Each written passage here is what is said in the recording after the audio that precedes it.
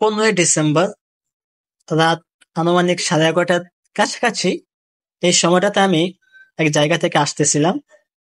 তো রাস্তায় দুজন ছেলে দুজন মেয়েকে দেখলাম। দুজন ছেলে সিগারেট খাচ্ছে। সিগারেট খাওয়ার পরে যে ধোঁয়া থাকে সেই ধোঁয়াগুলো তারা মেয়েদের মুখে মারতেছে। সিগারেট টান দেওয়ার পরে হো হো কইরা ধোঁয়া মারতেছে, ধোঁয়া ছাড়তেছে মেয়েদের মুখে। আর সে দুইটা মেয়েও সেগুলোকে আনন্দের সাথে গ্রহণ করতেছে, স্বাভাবিক মনে করতেছে।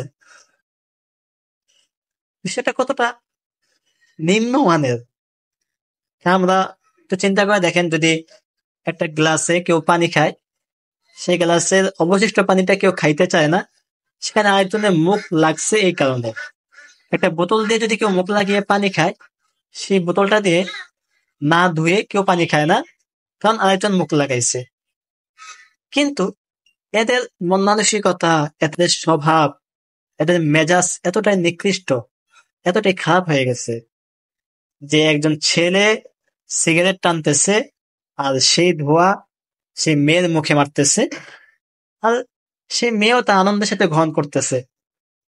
কতটা নিম্ন মানের মানুষ হয়ে গেছে বাংলাদেশের এই বর্তমান জেনারেশন, এই বর্তমান পৃথিবীর মানুষ এতটা নিচু মানের, এতটা স্বল্প মূল্যের হয়ে গেছে।